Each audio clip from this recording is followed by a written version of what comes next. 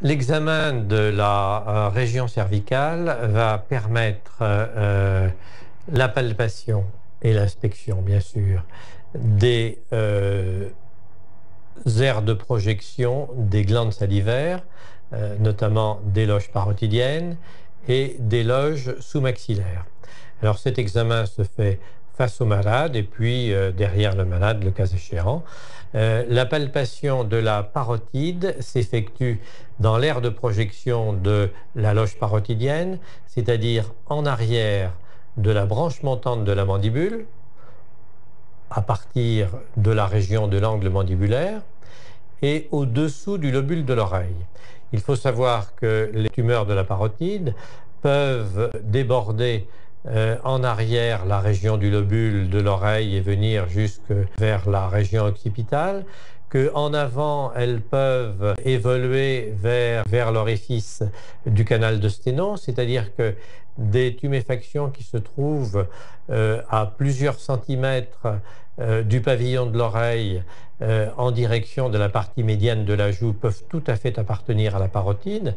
Elles peuvent également siéger ici dans la région prétragienne et déborder sur la région de l'angle de la mâchoire. Mais grossièrement, la zone de projection de la région parotidienne, c'est un rectangle qui se situe à cheval sur le bord postérieur de la mandibule et au-dessous du lobule de l'oreille jusqu'à un niveau qui passe par l'angle de la mandibule. C'est à peu près ceci.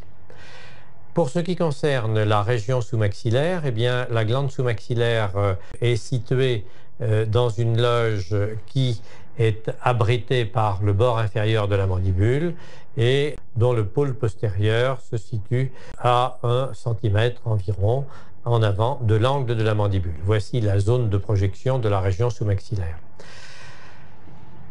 L'une comme l'autre de ces glandes salivaires peuvent avoir une expression au niveau de l'oropharynx pour ce qui concerne la parotide et au niveau du plancher de la bouche pour ce qui concerne la sous-maxillaire.